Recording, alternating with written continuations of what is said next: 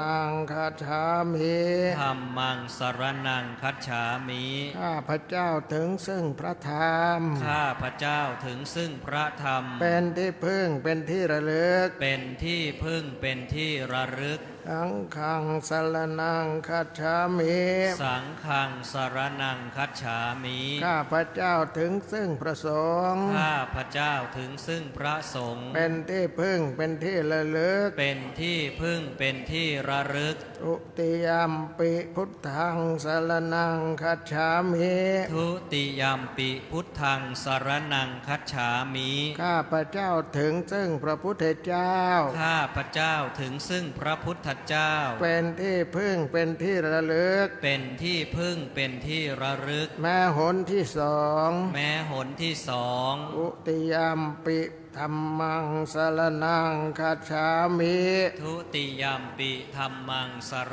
ณังคัจฉามิ ข้าพระเจ้าถึงซึ่งพระธรรม ข้าพระเจ้าถึงซึ่งพระธรรม เป็นที่พึ่งเป็นที่ระลึก เป็นที่พึ่งเป็นที่ระลึก แม้หนที่สอง แม้หนที่สอง ทุติยมปิสังฆังสรณังคัจฉามิ ทุติยัมปิสังฆังสรณังคัจฉามิ ข้าพระเจ้าถึงซึ่งพระสงฆ์ ข้าพระเจ้าถึงซึ่งพระสงฆ์ เป็นที่พึ่งเป็นที่ระลึก เป็นที่พึ่งเป็นที่ระลึก แม้หนที่สอง แม้หนที่สอง ตติยมปิพุทธังสรณังคัจฉามิ ตติยัมปิพุทธังสรณังคัจฉามิ ข้าพระเจ้าถึงซึ่งพระพุทธเจ้า ข้าพระเจ้าถึงซึ่งพระพุทธเจ้า เป็นที่พึ่งเป็นที่ระลึก เป็นที่พึ่งเป็นที่ระลึก แม้หนที่สาม แม้หนที่สาม ตติยมปิธัมมังสรณังคัจฉามิ ตติยัมปิธัมมังสรณังคัจฉามิ ข้าพระเจ้าถึงซึ่งพระธรรม ข้าพระเจ้าถึงซึ่งพระธรรม เป็นที่พึ่งเป็นที่ระลึก เป็นที่พึ่งเป็นที่ระลึก แม้หนที่สาม แม้หนที่สาม ตติยมปิสังฆังสรณังคัจฉามิ ตติยัมปิสังฆังสรณังคัจฉามิ ข้าพระเจ้าถึงซึ่งพระสงฆ์ ข้าพระเจ้าถึงซึ่งพระสงฆ์ เป็นที่พึ่งเป็นที่ระลึก เป็นที่พึ่งเป็นที่ระลึก แม้หนที่สาม แม้หนที่สาม ติสรณะขมนังนิธิตัง อามะพันเต ปานาติปาตาเวระมณีติขาปะทังสมาธิยามิ ปานาติปาตา เวระมณีสิกขาปะทังสมาธิยามิ ข้าพระเจ้าสมาทานติขาบท ข้าพระเจ้าสมาทานสิกขาบท เพื่อเว้นจากทำสัตว์มีชีวิตให้ตกล่วงไป คือเว้นจากทำสัตว์ที่มีชีวิตให้ตกล่วงไป ด้วยกายด้วยวาจา ด้วยกายด้วยวาจา อทินนาธานาเวระมณีติขาปะทังสมาธิยามิ อทินนาทานา เวระมณีสิกขาปะทังสมาธิยามิ ข้าพระเจ้าสมาทานติขาบท ข้าพระเจ้าสมาทานสิกขาบท เพื่อเว้นจากถือเอาพัสดุ คือเว้นจากถือเอาพัสดุ อันบุคคลอื่นห่วงห้าม อันบุคคลอื่นห่วงห้าม อพระมจริยาเวระมณีติขาปะทังสมาธิยามิ อพรหมจริยา เวระมณีสิกขาปะทังสมาธิยามิ ข้าพระเจ้าสมาทานติขาบท ข้าพระเจ้าสมาทานสิกขาบท เพื่อเว้นจากการประพฤติผิด คือเว้นจากการประพฤติผิด มิใช่กิจพรหมจาร มิ ย์ ใช่กิจพรหมจรรย์ อุตาวาตาเวระมณีติขาปะทังสมาธิยามิ มุสาวาทา เวระมณีสิกขาปะทังสมาธิยามิ ข้าพระเจ้าสมาทานติขาบท ข้าพระเจ้าสมาทานสิกขาบท เพื่อเว้นจากวาจาที่กล่าวเท็จไม่จริง คือเว้นจากวาจาที่กล่าวเท็จไม่จริง ล่อลวงผู้อื่น ล่อลวงผู้อื่น สุราเมระยะมัชฌะปมาทัฏฐานาเวระมณีติขาปะทังสมาธิยามิ สุราเมรยะมัชฌะปมาทฐานา เวระมณีสิกขาปะทังสมาธิยามิ ข้าพเจ้าสมาทานสิกขาบท ข้าพระเจ้าสมาทานสิกขาบท เว้นจากเหตุเป็นที่ตั้งแห่งความประมาท คือเว้นจากเหตุเป็นที่ตั้งแห่งความประมาท คือดื่มน้ำที่ทำผู้ดื่มให้เมา คือดื่มน้ำที่ทำผู้ดื่มให้เมา กล่าวคือสุราและเมรัย กล่าวคือสุราและเมรัย วิกาลโภชนาเวระมณีสิกขาปะทังสมาธิยามิ วิกาละโภชนา เวระมณีสิกขาปะทังสมาธิยามิ ข้าพเจ้าสมาทานสิกขาบท ข้าพระเจ้าสมาทานสิกขาบท เว้นจากการบริโภคอาหารในเวลาอันผิด คือเว้นจากบริโภคอาหารในเวลาอันผิด ตั้งแต่พระอาทิตย์เที่ยงแล้วไป ตั้งแต่พระอาทิตย์เที่ยงแล้วไป จนถึงอรุณขึ้นมาใหม่ จนถึงอรุณขึ้นมาใหม่ อาจจะคีตวาทิตะวิสุกทัสนะมาลาคันทะวิเรปนะทารณะมันดนะวิภูสนัทธานาเวระมณีสิกขาปะทังสมาธิยามิ นัจจะคีตะวาทิตะวิสูกทัสสนะมาลาคันทะวิเลปนะธารณะมันดนะวิภูสนัทธานาเวระมณีสิกขาปะทังสมาธิยามิ ข้าพระเจ้าสมาทานสิกขาบท ข้าพระเจ้าสมาทานสิกขาบท เว้นจากดูฟ้อนบรำขับร้อง คือเว้นจากดูฟ้อนรำขับร้อง และประโคมเครื่องดนตรี และประโคมเครื่องดนตรี บรรดาเป็นข้าศึกแก่กุศล บรรดาเป็นข้าศึกแก่กุศล และทัดทรงตกแต่งประดับประดาร่างกาย และทัดทรงตกแต่งประดับประดาร่างกาย ด้วยดอกไม้ ด้วยดอกไม้ของหอมครับ ด้วยดอกไม้ของหอม ด้วยดอกไม้ของหอม และเครื่องรูปไล้ให้เกิดยั่วยวนต่าง และเครื่องรูปไล้ให้เกิดยั่วยวนต่าง ๆพุจาตยนะมหาสยนาเวระมณีสิกขาปะทังสมาธิยามิ ๆ อุจจาสยนะมหาสยนา เวระมณีสิกขาปะทังสมาธิยามิ ข้าพระเจ้าสมาทานสิกขาบท ข้าพระเจ้าสมาทานสิกขาบท เพื่อเว้นจากที่นั่งและที่นอนอันสูงใหญ่ คือเว้นจากที่นั่งและที่นอนอันสูงใหญ่ ภายในใส่นุ่นและสำลี ภายในใส่นุ่นและสำลี อิมังอัฏฐังคะตมนาคตัง อิมังอัฏฐังคะสมนาคตัง พุทธปัญญัตตังอุโปสถัง พุทธปัญญัตตังอุโปสถัง อิมันจะรัตติงอิมันจะทิวสัง อิมันจะรัตติงอิมันจะทิวสัง สัมมะเทวะอภิรักขิตุงสมาธิยามิ สัมมะเทวะอภิรักขิตุงสมาธิยามิ ข้าพระเจ้าสมาทานอุโบสถ ข้าพระเจ้าสมาทานอุโบสถ อันพระพุทธเจ้าทรงบัญญัติไว้ อันพระพุทธเจ้าทรงบัญญัติไว้ ประกอบไปด้วยองค์8ประการนี้ ประกอบไปด้วยองค์8ประการนี้ เพื่อจะรักษาไว้ด้วยดี เพื่อจะรักษาไว้ด้วยดี มิให้ขาดมิให้ทำลาย มิให้ขาดมิให้ทำลาย ตลอดวันหนึ่งคืนหนึ่งณเวลาวันนี้ ตลอดวันหนึ่งคืนหนึ่งณเวลาวันนี้ อิทานิอัฏฐสิกขาปทานิอุโปสถติลวะเตนะสาธุกังกัตตวาอปมาเทนะรักขิตพานิ อามะพันเต ปานังนังอันเยนะจาจินามาติเยมุตานะภาเตนะจะมัจจโปสยาอาภัมมจาราวิละมยะเมถุนารัตถิงนะพุนเทยวิกาลโภชนังมาสังนะทาเรนาจะคันธมาจเลมันเยจะมายังวะตะเยทะสันทะเตเอตันหิอัตถังกิกัมมาหุโป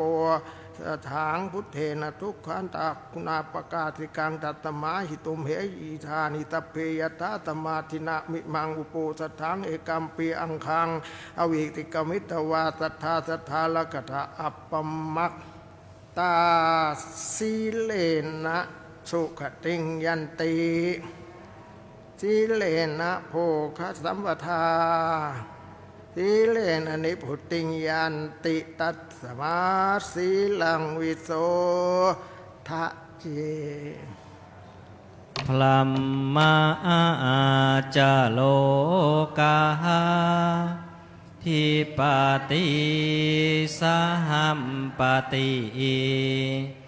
กาดอัญชาลีอันทิวารังอายาจถาสันติทาสันตาปาราชาคชาติกาเทเสตุธรรมังอนุกรรม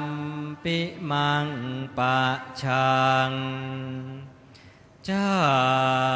ตุทะสีปันนาราสียาอาจะปักขัดสะอัตถมิกาลาพุทเทนาปัญญาอัตตาสัทธามัตสวานาสิเมอัตถมิโค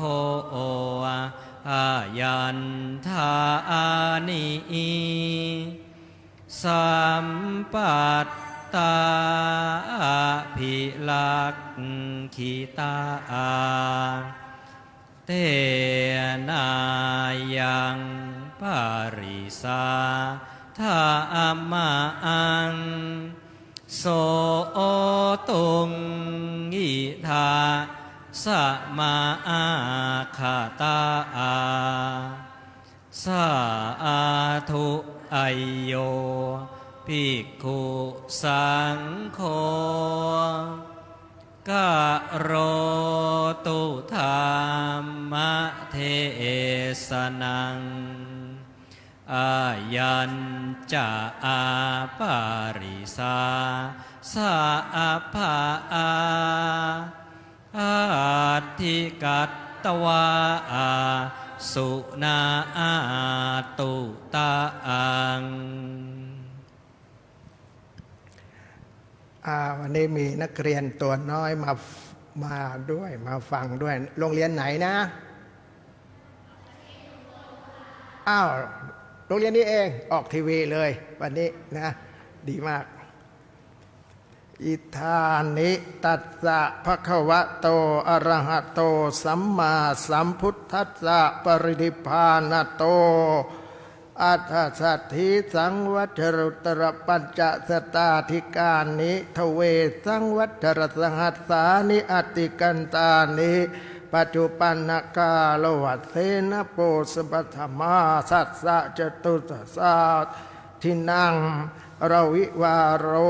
โหติเอวังตัสสะภะคะวะโตปริภานาสัสสนยุกาละคนักนาสันลักเขตพานติอิสุภมัสสดุพระพุทธศาสนยุคการนับจำเดิมแต่ปรินิพพานแห่งองค์สมเด็จพระผู้มีพระภาคอรหันตสัมมาสัมพุทธเจ้านั้นบัดนี้ล่วงแล้ว 2,568 พรรษาปัจจุบันสมัยกันยายนมาสสุรทินที่14อาทิตย์วันจันทร์วันนี้เป็นปัจจุบันวานพระพุทธศาสนยุการนับจำเดิมแต่ปรินิพพานแห่งองค์สมเด็จพระผู้มีพระภาคเจ้านั้นมีในอันจะพึงกำหนดนับด้วยประการฉนี้นะโมตัสสะภะคะวะโตอะระหะโตสัมมาสัมพุทธัสสะนะโมตัสสะภะคะวะโตอะระหะโตสัมมาสัมพุทธัสสะนะโมตัสสะภะคะวะโตอะระหะโตสัมมาสัมพุทธัสสะธัมมะกะโมภะวังโหติ ติณบัดนี้อาตมาภาพ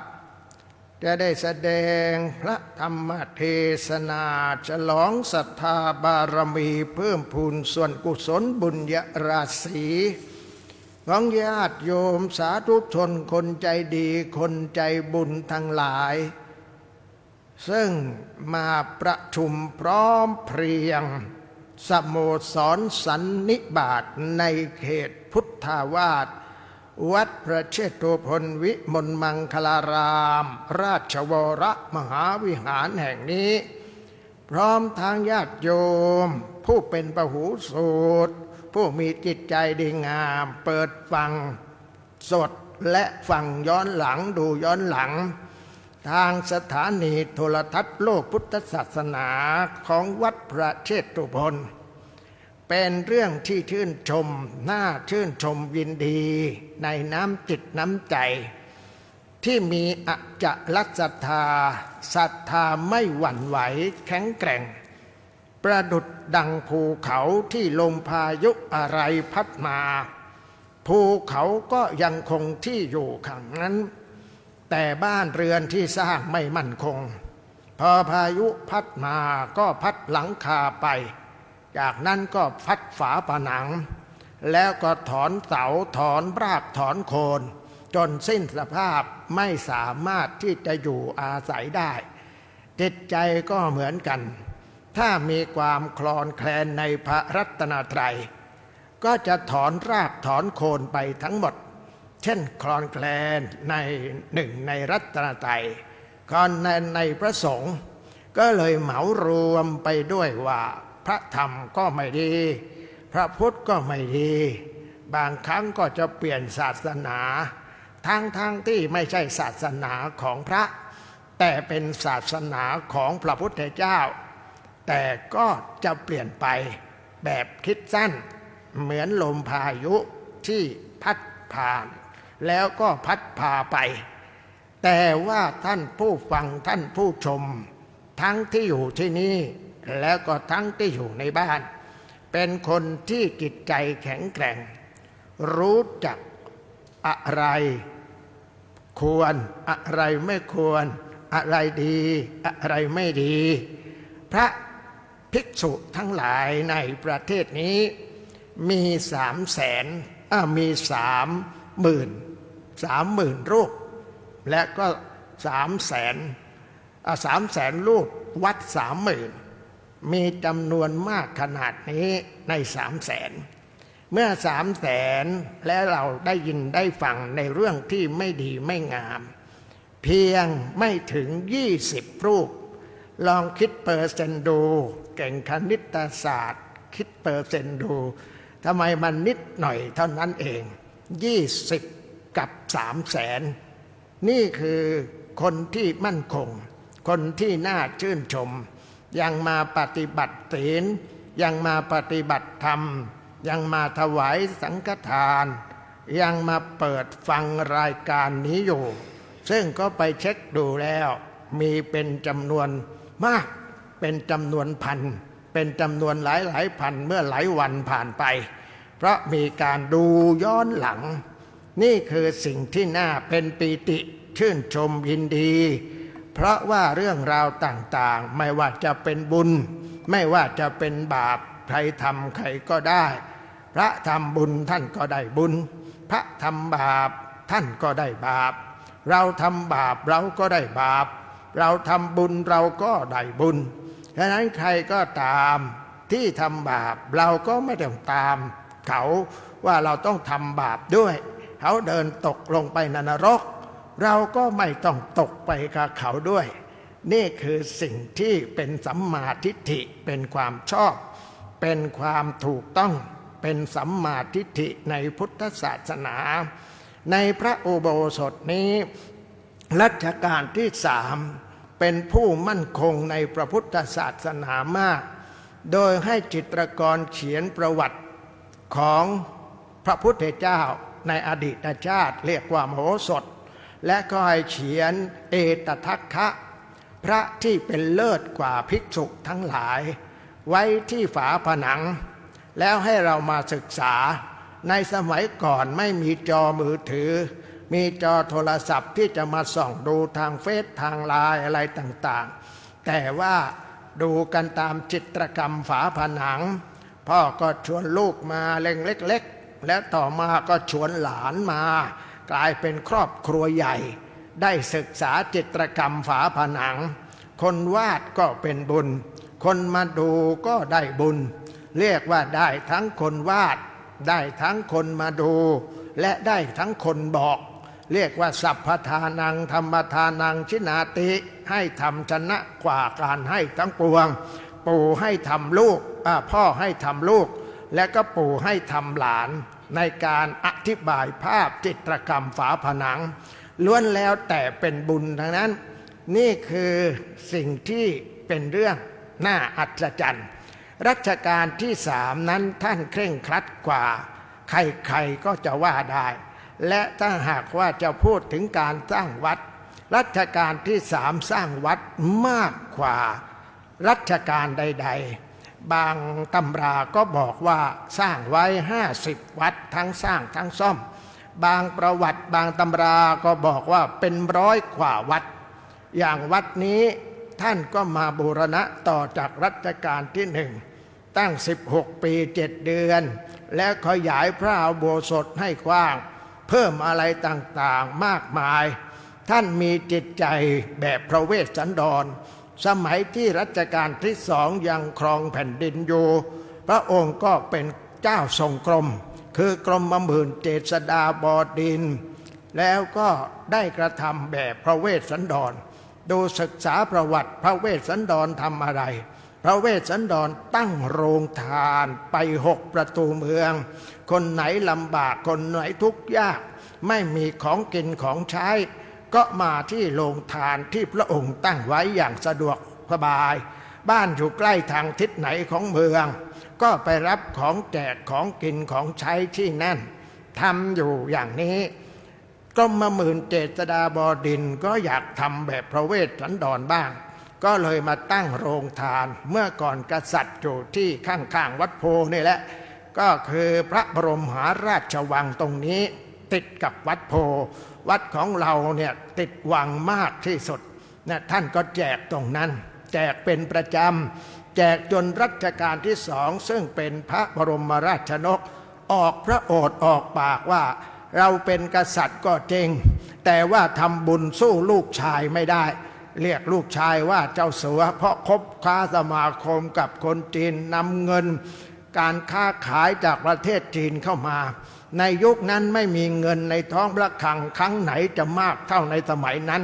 เพราะว่ากรมหมื่นเจษฎาบดินทร์เป็นคนทำมาค้าขายและก็นำเงินมาเพื่อแผ่นดินเพื่อพัฒนาแผ่นดินแล้วไทยเราก็ไม่ตกเป็นเมืองขึ้นของชาติอื่นเพราะเงินของกรมหมื่นเจษฎาบดินทร์ซึ่งเป็นพระเจ้าแผ่นดินในการต่อมาแล้วรัชกาลที่2ท่านชอบใจที่พระราชโอรสตั้งโรงทานพระองค์ก็เลยตั้งโรงทานบ้างบอกตั้งแข่งกับลูกชายแจกกันใหญ่รอบพระบรมมหาราชวังรัชกาลที่2ไปตั้งโรงทานคือไม่ตั้งซ้อนกับของลูกชายพระราชโอรสไปตั้งอยู่ด้านสนามหลวงชื่อประตูวิเศษชัยศรีก็แจกกันมาเรื่อยๆรัชกาลที่2เสด็จสวรรคตกรมหมื่นเจษฎาบดินทร์ขึ้นครองราชย์เป็นรัชกาลที่3พระองค์ก็คิดว่าเรานั้นได้ตั้งโรงทานได้แจกอะไรต่ออะไรมากมายแก่ประชาชนเหมือนพระเวสสันดรแล้วยังไม่ได้ทำอะไรอีกหลายอย่างแบบพระเวสสันดรพระเวสสันดรทำอะไรพระเวสสันดรนั้นพระราชทานพระราชโอรสพระราชธิดาก็คือชาลีกันหาเพื่อปรารถนาเป็นพระพุทธเจ้าในอนาคตการพระองค์ก็อยากทำแบบนั้นมั่งคือปรารถนาพระโพธิญาณการที่กษัตริย์สร้างวัดนี้นะโยมทั้งหลายเราทั้งหลายถ้าเราสร้างวัดเนี่ยเราปรารถนาบุญแล้วตายแล้วอยากจะไปสวรรค์ไปอยู่ที่นั่นแต่กษัตริย์ทั้งหลายทั้งปวงนั้นท่านไม่ได้ต้องการจะไปสวรรค์เพราะกษัตริย์มีความเข้าใจอย่างนี้ว่า เกิดมาจากสวรรค์เรียกว่าเป็นโอรสสวรรค์เป็นโอรสสวรรค์เวลาตายก็จะกลับไปสวรรค์จึงมีคำตายว่าสวรรคตคตต่อเต่าสะกดแปลว่าไปแล้วสวรรคตก็แปลว่าไปแล้วสู่สวรรค์คือไปที่เก่าไปกลับไปที่บ้านเก่าแต่ว่ากษัตริย์นั้นไม่ได้ต้องการกลับไปสวรรค์แต่ต้องการพระโพธิญาณที่จะไม่เกิดอีกเพราะฉะนั้นโยมลองไปดูศิลาจารึกประวัติการสร้างวัดของรัชกาลที่1ของรัชกาลที่3ที่ติดไว้ที่พระโลกนาถในตอนบรรทัดท้ายๆท่านบอกว่าสร้างวัดนี้ปรารถนาเป็นแบบพระโพธิสัตว์เพื่อเป็นสำเร็จพระสัมมาสัมโพธิญาณในอนาคตการเพราะฉะนั้นรัชกาลที่3ซึ่งครองแผ่นดินอยู่ก็ประกาศว่าใครต้องการลูกชายลูกสาวของเราให้มารับไปได้จะบำเพ็ญปิยบุตรทานพระองค์เจ้าลักษณานุคุณพระองค์เจ้าอักษรสุดาเทพให้มาเอาไปแต่ไม่มีใครกล้าบังอาจที่จะมานำลูกเจ้าของเจ้าฟ้าเจ้าแผ่นดินไปใช้มีพระรูปหนึ่งซึ่งกรมหลวงนรินทรเทวีพระคณิษฐาของรัชกาลที่1ได้บันทึกเป็นจดหมายเหตุเอาไว้กล้าหาญจะไปขอดูก็เลยขอถวายพระพรขอเข้าพบขอเข้าเฝ้าพอเข้าเฝ้าแล้วก็ทูลขอพระราชโอรสขอพระราชธิตาตามที่ประกาศรัชกาลที่3ดีพระทัยมากประกาศไปตั้งนานแล้วยังไม่มีใครมาขอพระองค์นี้มาขอพระมาขอก็พระราชทานให้โดยได้รินน้ำใส่ในมือพระแล้วก็เป็นอันว่าสำเร็จพระราชทานเรียบร้อยแล้วแต่ว่าพระท่านได้ไปแล้วท่านเพียงแต่จะมาลองพระทัยดูว่าจะให้หรือไม่ให้เท่านั้นเมื่อรับไปแล้วท่านก็ไม่ทราบจะเอาไปไหนเหมือนกันท่านก็ถวายคืนเหมือนกับที่พระอินทร์แปลงมาขอมัตสีแล้วพอพระเวสสันดรให้แล้วก็คืนให้แล้วก็บอกว่าอย่าให้มาใครมาขอซ้ำนะเป็นการมาขอเพื่อกันท่าไม่ให้คนอื่นมาขอมัตสีประเดี๋ยวจะลำบากทั้งมัตสีและก็ลำบากทั้งพระเวสสันดรไม่มีใครดูแลนี่คือน้ำพระทัยของรัชกาลที่3แล้วท่านยังพระราชทานสถานที่ในพระบรมมหาราชวังอยากให้ได้บุญมากๆอยากทำอะไรเพื่อพระสงฆ์มากๆท่านเคารพพระมากบอกว่าถ้าจะเรียนบาลีสถานที่วัดคับแคบไม่มีที่นั่งเรียนพอให้ไปเรียนบาลีที่ในพระบรมมหาราชวังอนุญาตให้ไปเข้าไปเรียนพระที่นั่งองค์ต่างๆในพระบรมมหาราชวังถ้าพระไม่มีสอนท่านก็จ้างให้ครูคารวะที่รู้ชำนาญภาษาบาลีมาสอนพระในพระบรมมหาราชวังทีนี้บางวันที่พระไปเรียนนั้นครูยังไม่มายังไม่ตรงเวลาอาจจะไปติดขัดอะไรอยู่พระกับเนรซึ่งรอครูอยู่เห็นตะกร้อวางอยู่ไม่รู้ของใครก็เลยเตะเล่นกันพอเตะเล่นกันสังฆการีผู้มีหน้าที่ดูแลพระก็ไปฟ้องว่าพระไม่สำรวมมาเตะตะกร้อกันได้ยังไงในวังนี้พอรัชกาลที่3ทรงทราบก็บอกคนมาฟ้องว่าอย่าไปยุ่งกับพระท่านจะได้ออกกำลังกายบ้างเรื่องเล็กๆน้อยๆเรื่องอะไรท่านก็ปล่อยผ่านไปท่านไม่สนใจอะไรเพราะไม่ใช่อาบัติอะไรหนักหนาสาหัสเรียกว่าท่านเคารพพระมากเพราะการเล่นกับพระเหมือนเล่นกับไฟถ้าหากพระรูปนั้นไม่ได้ผิดจริงแล้วคนแชร์แล้วคนวิพากษ์วิจารณ์คนใช้วัตถุทุจริตกรรมก็จะตกอยู่กับคนนั้นพอๆกับการทำกายกรรมเหมือนกับการทำอะไรกับพ่อแม่ทุบตีเขาบอกเป็นการเนรคุณเป็นบาปหนักเป็นอนันตริยกรรมแต่ว่านั่นเป็นกายกรรมคนก็ลืมไปว่าแท้จริงแล้วการทำกับพ่อกับแม่ด้วยวจีกรรมก็ไม่ได้ต่างอะไรกันเท่าไหร่นักเช่นก้าวร้าวด่าว่าหยาบคายต่อพ่อแม่นั่นก็คือเนรคุณทางวาจาเหมือนกัน ฉะนั้นทั้งวจีทุจริตและกายทุจริตมีผลทางบาปอย่างมหาศาลเห็นอะไรแล้วต้องไตร่ตรองก่อนไตร่ตรองพิจารณาก่อนเรียกว่าชัวร์ก่อนแล้วค่อยแชร์ยังไม่ทันรู้ความจริงอะไรเราก็แชร์ไปแล้วก็ทำให้เกิดความเสียหายแล้วก็พอเรื่องไม่จริงก็ไม่ได้รับผิดชอบเรื่องที่แชร์นั้นพอคนนั้นโตเป็นหนุ่มเป็นสาวเป็นผู้ใหญ่ในวัยทำงานแล้วก็เป็นแคนดิเดตในตำแหน่งใหญ่เนี่ยมันมีเก้าอี้เพียงตัวเดียวเท่านั้นใครๆก็อยากเป็นเพราะอีกฝ่ายหนึ่งอยากเป็นก็หาทางจับผิดอีกฝ่ายหนึ่งเรียกว่าหาแผลของอีกคนหนึ่งพระพุทธเจ้าทรงบอกว่าทรงตรัสว่าทรงสอนว่าฝ่ามือที่ไม่มีแผลถึงถูกยาพิษก็ปลอดภัยคือไม่ได้ทำผิดอะไรไว้ใครมาแฉเอายาพิษมาใส่ก็ไม่ตายไม่เป็นอันตรายถึงแก่ชีวิตอีกฝ่ายหนึ่งเขาก็หาเรื่องแฉพอไม่มีเรื่องผิดอะไรเขาก็ใส่ร้ายป้ายสีสร้างเรื่องเท็จให้เสียหายไม่ได้ผิดก็จริงแต่ตำแหน่งไม่ได้บางคนนั้นเกือบจะได้เป็นใหญ่เป็นโตสูงสุดในหน้าที่ราชการแล้วก็มาถูกป้ายสีเรื่องนี้ก็เลยยังแต่งตั้งไม่ได้รอไว้ก่อนรอไปรอมาปลดเกษียณเลยไม่ได้เป็นตำแหน่งนั้นแล้วก็คร่ำครวญว่าทำไมถึงเป็นอย่างนี้เขาไม่ได้ทำผิดอะไรแต่ทำไมคนมาใส่ความอย่างนี้อาจจะลืมไปแล้วก็ได้เมื่อตอนหนุ่มเป็นตอนสาวรู้เท่าไม่ถึงการแชร์เรื่องที่ไม่จริงไปนั่นก็เลยเป็นกรรมในชาติปัจจุบันที่ส่งผลทำให้ไม่ได้ตำแหน่งเพราะคนนำเอาสิ่งที่ไม่จริงมาใส่ร้ายป้ายสีทำอะไรนั้นทางพุทธศาสนาก็สอนว่าอกตังทุกตังไสยโยความชั่วไม่ควรทำเสียเลยดีกว่านิสัมมะกรณังไสยโยใคร่ครวญก่อนแล้วจึงพูดแล้วจึงทำดีกว่าจะไม่เกิดผลร้ายต่อตัวเอง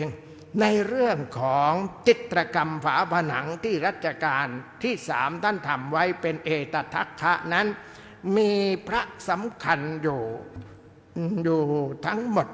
ที่บวชตามกันไปก็คือตำนานพระสักยะที่ไปบวชกันมากมายตามกันไปมีคนบอกว่ามีญาติบอกว่าพระปริยญาติบอกว่าพระพุทธเจ้าท่านบวชแล้วยังไม่มีสกุลนั้นสกุลนี้ซึ่งพระปริยญาติของพระองค์ตามบวชเลยมาปรึกษาหารือกันว่าใครจะบวชดีก็มีคนพี่น้อง2 คนในตระกูลสักยะเป็นเครือญาติของพระพุทธเจ้าก็คือมหานามะและก็อนุรุทธะนี่เป็นคนที่สุขุมาลาชาติเป็นคนที่ถูกเอาอกเอาใจมาตั้งแต่เล็กแต่น้อยอยากได้อะไรก็ได้อยากกินอะไรก็ได้กินแล้วก็ไปชอบไปเล่นอะไรไปเล่นเกมกับเพื่อนเล่นแล้วก็ไม่ค่อยจะชนะเท่าไหร่เพื่อนชนะเสียมากกว่าแล้วพอชนะแล้วก็ต้องเสียของเสียการพนันทีนี้เสียการพนันก็ไม่ได้เสียเงินเสียทองอะไรนักหนาแต่เป็นการเสียของกินวันนั้นก็ไปหาของกินเพื่อที่จะเอามาเสียพนันแต่แม่บอกว่าไม่มีแล้วหมดแล้วขนมก็หมดแล้วของกินอะไรต่างๆมันก็หมดแล้วบอกว่านัตถิปวังไม่มีแล้วขนมไม่มีตั้งแต่เกิดมาไม่เคยเลยที่จะมีคำว่าไม่มีขออะไรมันก็มีหมดเพราะมีเงินมากมีอำนาจมากมีอะไรสะดวกมากขอแล้วก็มีทางนั้นแต่พอได้ยินแม่บอกว่านัตถิปวังขนมไม่มีก็เลยนึกว่าไอ้นี่แหละคือเป็นชื่อของขนมว่าขนมไม่มีเหมือนกับลูกไหนเนี่ยเถียงกันแทบตายลูกไหนก็นั่นแหละลูกไหนและมันลูกไหนและไอ้ลูกไหนนั้นมันก็คือลูกไหนก็ถามกันไปเรื่อยว่าลูกไหนอ๋อผลไม้ชนิดนี้มันชื่อลูกไหนไอ้นี่ก็เหมือนกันชื่อว่าขนมไม่มีแม่ก็นึกว่า น่าจะมีอะไรที่ผิดปกตินะจึงเห็นเรื่องปฏิเสธเป็นสิ่งที่ตอบรับยอมรับว่ามีไปได้อย่างไรเอางี้ก็แล้วกันเราก็ใส่ถ้วยเปล่าไปก็แล้วกันฝาปิดเนี่ยนมไม่มีแล้วแม่ก็ไม่ได้โกหกมันไม่มีจริงๆฝาปิดไว้แล้วก็เจ้าชายอนุรุตก็ถือถ้วยขนมซึ่งไม่มีอะไรโดยคิดว่ามีเอาไปให้ทีนี้เทวดาเนี่ยเป็นคนสอดส่องดูแลอนุรุตเรียกว่าเทวดาประจำตัวญาติโยมทั้งหลายก็มีเทวดาประจำตัวหลายอย่างที่ทำอะไรแล้วกำลังจะเกิดอุบัติเหตุแล้วก็ปลอดภัยเดินไปตามฟุตบาทแล้วป้ายข้างบนมันหล่นลงมาถ้าทับก็เสียชีวิตได้เพราะว่ามันแข็งแรงหนักมากแต่เฉียดไปหน่อยเดียวเท่านั้นแหละนั่นผสมบุญด้วยและก็ผสมเทวดาประจำตัวด้วยเรียกว่าเทวดามีอยู่จริงถ้าเทวดาไม่มีจริงพระไตรปิฎกต้องฉีกออกไปหลายหน้าทีเดียวเป็นร้อยหน้าเพราะเกี่ยวกับเทวดาและการที่จะไปเกิดเนี่ยไปเกิดในนรกไปเกิดในสวรรค์ไปเกิดในพรหมไปเกิดในมนุษย์ถ้าไม่เอาเทวดาแล้วสวรรค์ก็ไม่ต้องเอาด้วยสวรรค์ก็ไม่มีเพราะสวรรค์เป็นภูมิศาสตร์เป็นที่อยู่ของเทวดาฉะนั้นเทวดานั้นมีอยู่จริงเทวดาที่ปกป้องคุ้มครองญาติโยมทั้งหลายให้รอดปลอดภัยก็มีอยู่จริงแต่เทวดาที่มาดูแลนั้นก็ดูแลคนที่มีบุญที่ได้ทำมาก่อนเป็นปุเพกตะบุญญาตาเทวดาทราบว่าพระอนุรุตนี้ในสมัยพระพุทธเจ้าพระองค์หนึ่งได้ทำบุญแล้วก็อธิษฐานว่าเกิดชาติหน้าฉันใดคำว่าไม่มีอย่าได้เกิดขึ้นกับข้าพเจ้าเลยแล้วก็ได้อานิสงส์ตามนั้นการอธิษฐานนี่ญาติโยมทั้งหลายอย่าไปเชื่อใครว่าการอธิษฐานเป็นสิ่งไม่ดีบางคนสุดโต่งในการปฏิบัติธรรมก็มาบอกว่าทำบุญแล้วยังจะไปอธิษฐานจะไปอธิษฐานทำไมอธิษฐานแล้วเป็นกิเลสไม่ต้องอธิษฐานเสียสละเด็ดขาดไปเลย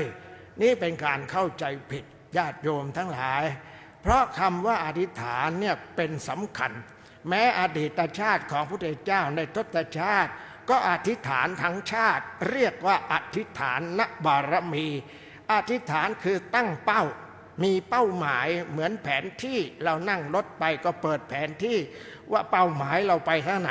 ถ้าขับไปเรื่อยๆไม่มีเป้าหมายเสียน้ำมันหมดไปเปล่าๆไม่ถึงที่หมายปลายทางเพราะว่า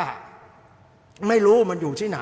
ขับไปเรื่อยเปื่อยแล้วมีแผนที่มันก็มีเป้าหมายว่าไปทางไหนไปถูกไปทันเวลาไปทันงาน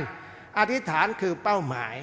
ญาติโยมทราบไหมว่าพระพุทธเจ้าก่อนพบพระโกณฑัญญะเนี่ยก็พบใครต่อใครมาแล้วแต่ใครต่อใครเหล่านั้นทำไมไม่เป็นพระสาวกองค์แรกเพราะไม่ได้อธิษฐานไว้แต่พระโกณฑัญญะอธิษฐานไว้ขอเป็นสาวกองค์แรกในศาสนาของพระพุทธเจ้าพระองค์หนึ่งท่านก็เลยได้เป็นสาวกองค์แรกเป็นหนึ่งในปัญจวัคคีย์พระสารีบุตรพระโมคคัลลานะทำไมจึงเป็นสาวกเบื้องขวาเบื้องซ้ายทั้งที่ก่อนมาเจอสารีบุตรโมคคัลลานะก็เจอพระหลายรูปมาแล้วหลายองค์มาแล้วแต่พระเหล่านั้นในชาติก่อนไม่ได้อธิษฐานไว้แต่นี่ได้อธิษฐานไว้ว่าเกิดในศาสนาของพระพุทธเจ้าสมณะโคดมศาสนาในอนาคตนั้นตอนนั้นอาจจะไม่รู้จักว่าชื่ออะไรแต่ได้ปฏิญาณต่อพระพุทธเจ้าในขณะนั้นว่าไปเกิดแล้วขอเป็นสาวกเบื้องขวาเบื้องซ้ายด้วยแรงอธิษฐานนั้นทำให้พระสารีบุตรพระโมคคัลลานะเป็นสาวกเบื้องขวาเบื้องซ้ายแล้วอัศจรรย์มากญาติโยมทั้งหลายเพราะโบสถ์ทุกโบสถ์นอกจากมีพระประธานแล้วต้องมีพระสารีบุตรพระโมคคัลลานะอยู่ด้วยเป็นที่อัศจรรย์แล้วโบสถ์วัดประเชษฐพลของเราทั้งหลายนี้ยิ่งอัศจรรย์หนักไปกว่านั้นเพราะว่าพระสารีบุตรวัดอื่นมีองค์เดียวพระโมคคัลลานะวัดอื่นมีองค์เดียวแต่โบสถ์ของพระอุโบสถของวัดประเชษฐพลพระสารีบุตรมี2 องค์พระโมคคัลลานะมี2 องค์อัศจรรย์ยิ่งกว่าวัดไหนๆ เพราะรัชกาลที่สามเพิ่มตลอดสมัยรัชกาลที่หนึ่งนั้นได้สร้างพระอุโบสถนี้ไว้กว้างแค่เสาด้านโน้นกับเสาด้านนี้พอรัชกาลที่สามท่านขยายพระอุโบสถไปถึงหน้าต่างด้านโน้นกับด้านนี้ให้กว้างกว่าเดิมสูงกว่าเดิมพอมาถึงฐานทุกชีที่ประดิษฐานพระสารีบุตรพระโมคคัลลานะซ้ายขวาพระองค์ก็ทำฐานทุกชีชั้นล่างให้มีพระอรหันต์8 ทิศพระอรหันต์8 ทิศนี้มีพระสารีบุตรพระโมคคัลลานะด้วยก็เลยต้องปั้นพระสารีบุตรพระโมคคัลลานะอีกด้วยนี่คือความอัศจรรย์ที่วัดของเรานั้นมีพระสารีบุตรตั้ง2 องค์มีพระโมคคัลลานะตั้ง2 องค์ทีนี้เรื่องของพระอนุรุตที่อธิษฐานไว้ก็เลยได้ขนมเพราะเทวดาบันดาลขนมเป็นขนมทิพย์คำว่าทิพย์ในยุคปัจจุบันกลายเป็นของโกหกเที่ยวทิพย์ไปได้เที่ยวจริงป่วยทิพย์ไม่ได้ป่วยจริงแต่ทิพย์สมัยก่อนมีจริงขนมทิพย์หอมตลบไปทั้งพระนครเอาไปกินอร่อยขณะกินขณะเสวยยังพูดอีกว่าเมื่อก่อนทำไมแม่ไม่เคยทำขนมอร่อยขนาดนี้มาให้เราต่อไปนี้ต้องทำขนมไม่มีตลอดไปนะแล้วพระอนุรุตเป็นที่รักของเทวดาเมื่อได้บวชแล้วในตอนปรินิพพานท่านเป็นบุคคลสำคัญมากถ้าไม่ได้พระอนุรุตก็ไม่สามารถที่จะเผาถวายพระเพลิงพระพุทธเจ้าได้เพราะเผาแล้วก็ไม่ไหม้เผายังไงก็ไม่ไหม้ไม่รู้ว่าทำไมไม่ไหม้ก็เลยว่าไปถามพระอนุรุตพระอนุรุตท่านสนิทสนมคุ้นเคยท่านมีเส้นใหญ่เทวดาถามว่าไหนลองไปถามเทวดาที่ทำไมเผาพระพุทธเจ้าถวายพระเพลิงแล้วไฟไม่ไหม้เทวดาก็เลยบอกพระอนุรุตว่าคือไม่บอกใครนะบอกพระอนุรุตอย่างเดียวพระอนุรุตอย่างเดียวพระมหากัสสปะยังมาไม่ถึงห้ามไม่ให้ไฟติดก็เลยรอพระมหากัสสปะก่อนพอพระมหากัสสปะมาไฟก็ติดเลยนี่คือสิ่งสำคัญที่รัชกาลที่3ท่านทำประวัติเดตถะคะองค์สำคัญเอาไว้ตามผนังทำให้เราได้ศึกษาได้ปฏิบัติอะไรต่างๆไปอย่างชีวิตรุ่งเรืองชีวิตไม่ตกต่ำแล้วทีนี้มีเรื่องหนึ่งซึ่งอาตมาก็ได้แต่งเป็นแหล่เอาไว้อันนี้จะมาอ่านให้โยมฟังไม่ได้ร้องเป็นเสียงนะสำนวนหรือเนื้อหามีอย่างนี้บอกว่ามีเศรษฐีหนึ่งซึ่งแน่ละแกรวยนั่งรถคันสวยราคา10 กว่าล้านมาร้านตัดผมทรงนิยมตามการตกแต่งกระบาลสำราญเริงใจขณะตัดอยู่ช่างผู้ชำนาญชวนคุยนี่นั่นยิ้มแย้มแจ่มใสสังเกตสีหน้าลูกค้าคนใหม่แล้วทักทายเจรจาพาทีผมจำท่านได้เห็นในโทรทัศน์ท่านรวยชะมัดใช่ท่านไหมนี่แม้ช่างตาถึงอึ้งเลยละสิใช่แล้วฉันนี้เป็นคนมีตังค์ใช้นาฬิการาคา30 ล้านซื้อมาตั้งนานใส่มั่งไม่ใส่มั่งยืมเพื่อนไม่เคยบอกเลยรู้ยังซื้อสดตามสั่งรุ่นปังนิยมมีเครื่องบินขับบินรับส่วนตัวเงินทองไม่รั่วสุดแสนสุขสมซื้อแมนชั่นหรูดูดีอุดม10,000 ล้านถล่มที่อังกฤษนั่นนาช่างผมฟังนานเลยขานไขบ้างที่ท่านอ้างอย่างรวยนี้หนาก็แค่ท่านนี้มีเงินมากกว่านับไปนับมาแค่107,000เองหนออันนี้ช่างตัดผมเนี่ยที่เล่ามาเนี่ยเกี่ยวกับพระบาลีด้วยพระบาลีนี่เป็นช่างตัดผมของกษัตริย์ทั้ง6แล้วก็มาบวชด้วยกันก็เลยมานึกถึงเรื่องช่างตัดผมก็มาเล่าให้โยมฟังพอเศรษฐีคนที่มาตัดผมคุยรวยอวดรวยช่างตัดผมก็เลยบอกว่าที่พูดมาทั้งหมดน่ะรวย รวยแค่107,000เองแต่ว่าฉันมีเงินที่จะเอามาเทียบกับท่านได้ก็เรียกว่ารวยกว่า107,000เท่านั้นเองงานเศรษฐีก็เลยไม่ชอบใจไม่ถูกใจมันจะรวยกว่าแค่นั้นได้ยังไงเศรษฐีถูกข่มเกิดอารมณ์บูดน้อยแน่ช่างพูดเจรจาจ้อร้านนี้ทั้งร้านทั้งบ้านที่แกก่อยังไม่เพียงพอเท่าเงินฉันพกมาช่างผมถามว่าโลงจำปาเท่าไหร่เศรษฐีตอบไป200,000เป็นค่าถ้าโลงไม้อื่น30,000ราคาช่างผมยิ้มร่าจะบอกอะไรถ้าท่านดับขันลูกหลานซื้อโลงราคาสุดโต่ง200,000ซื้อได้แต่ผมจนยากเมื่อจากโลกไปลูกหลานซื้อให้30,000โดยประมาณเห็นไหมโลกสวยท่านรวยกว่า107,000เมื่อคิดเบ็ดเสร็จมิใช่รวย100 ล้านอำนาจล้นฟ้าดินรถยศบ้านตายไปสุสานเล็กกว่าโลงทุกคนเศรษฐีได้ฟังสว่างอุโมงค์ฟังแล้วหัวโล่ง100 หนพันหนตั้งแต่นั้นมากลายเป็นสาธุชนแบ่งปันแก่คนสร้างกุศลรายวันสร้างสาธารณะบำเพ็ญประโยชน์กำไรไม่โหดสุขแสนสุขสันต์สุขใดไหนเล่าสุขเท่าแบ่งปันเมตตารักนั้นคำจุนโลกา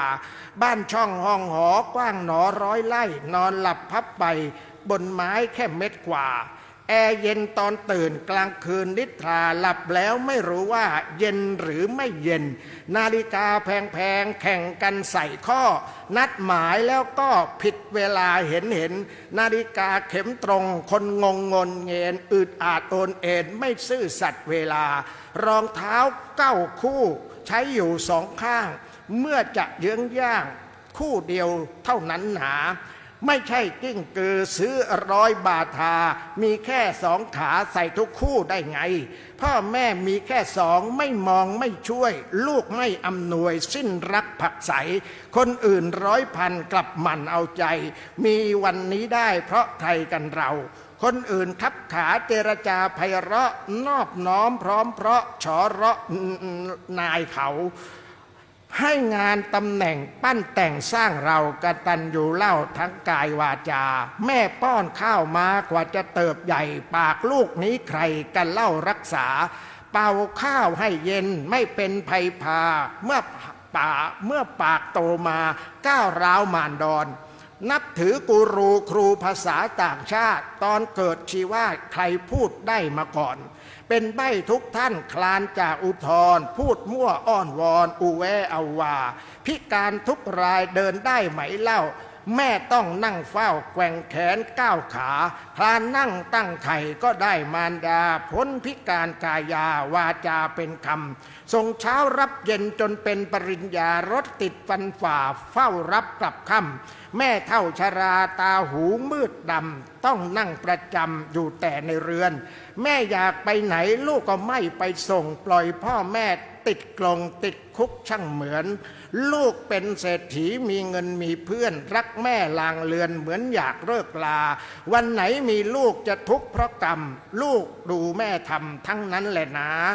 แม่เป็นแบบบททั้งพจนาถ่ายทอดลูกยาเวรมาถึงเราเมื่อยามแม่แก่สร้างแม่ให้มีฤทธิ์ให้เงินแม่นิดแม่ไม่อับเฉามีเงินมีอำนาจผงาดทุกคราวแม่จะได้เอาเงินสร้างบุญญาหรือแจกหลานเทศกาลปีใหม่หลานก็แจ่มใสกราบตายายปู่ย่าอยากให้ลูกกตัญญูดูเป็นตำรากตเวทิตาเป็นแบบให้ลูกจำพอสมควรแก่เวลายุติพระสัทธรรมเทศนาลงคงไว้เพียงเท่านี้เอวังก็มีด้วยประการฉนี้หันธรรมยังสาธุกรังกโรมะเสเอสาธุสาธุสาธุ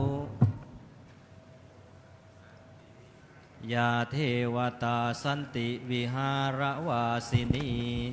ทูเปคะเรโพธิคะเรตหิงตะหิง ตาธรรมทานเนนะภวันตุปูชิตาโสทิงกโรนเตทะวิหารมันดเรเทราจมัชฌานวกาจะภิกขโวสารามิกาธานะปฏิอุปาสกาหามาจะเทสานิขมาจะอิสราสัปปานะภูตาสุขิตาภวันตุเต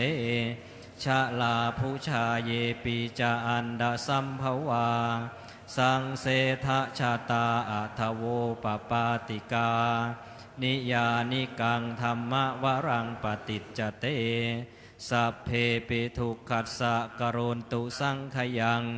ธาตุจิรังสตังธัมโมธัมมัทธราจปุคคลาสังโฆโหตุสมัคโควาอัฏฐายะจะอิตายะจะอัมเหรัคตุสัทธัมโมสัพเพปิธัมมจาริโนวุฒิงสัมปาปุนัยยามะธัมเมอริยปะเวทิเตอะหังพุทธันจะธัมมันจะสังขันจะสรณังคโตอุปาสกัตตังเทเสสิงภิกขุสังคัสสะสัมมุขาเขมังเอตังสรณมุตตมังเอตังสรณมาคัมมะสัพพะทุกขาปมุจจเยยะถาพลังจรัยยาหังสัมมาสัมพุทธศาสนังทุกขนิสรณัสเสวะภาคีอัสสังอนาคเตกายเยนะวาจายวเจตสาวาพุทเทกุกัมมังปกตังมยายังพุทโธปฏิคันหตุวัจจยันตังวลิตุงวะพุทเทกายเยนะวาจายวเจตสาวาธัมเมกุกัมมังปกตังมยายังหตุวัจจยันตังกาลันตเรสังวริตุงวะธัมเมกายเยนะวาจายวเจตสาวาสังเคกุกัมมังปกตังมยายังสังโฆปฏิคันหตุวัจจยันตังกาลันตเรสังวริตุงวะสังเคหันทธานิมยังพันเตอาปุจฉามะพระหุกิจจามะยังพระหุกรณียาฮัลโหลสาธุพันเตที่จบลงไปเป็นพระธรรมเทศนาแสดงโดยท่านพระครูวินัยธรกิตติศักดิ์โคตมศิษโสหรือสอศรียวนนะครับพระครูฐานานุกรมในพระอาทิสมเด็จพระมหาสมณเจ้ากรมพระปรมานุชิตชิโนรสนะครับลำดับต่อไปขอเรียนเชิญอุบาสกอุบาสิกาทุกท่านนะครับได้น้อมถวายเครื่องกันเทศจตุปัจจัยทายธรรมแด่ท่านพระครูนะครับท่านพระครูนั้นได้เมตตาแสดงพระธรรมเทศนาอยู่เป็นประจำนะครับเรียกว่าท่านนั้นมี FC วันนี้มีน้องๆโรงเรียนวัดพระเชตุพนนะมาร่วมสดับรับฟังพระธรรมเทศนา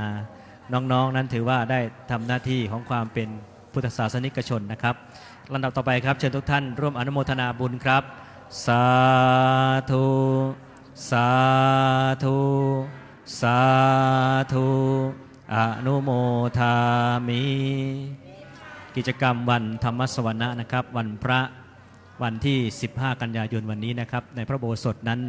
ได้สำเร็จเสร็จสิ้นเรียบร้อยนะครับโดยบุญกุศลที่เราท่านทั้งหลายได้ร่วมบำเพ็ญแล้วก็จะได้เป็นตบะเดชะพลวะปัจจัยอำนวยโอชัยทุกท่านนั้นประสบแต่ความสุขความเจริญนะครับและในท้ายที่สุดนี้ขอกล่าวคำว่าธรรมะสวัสดีครับ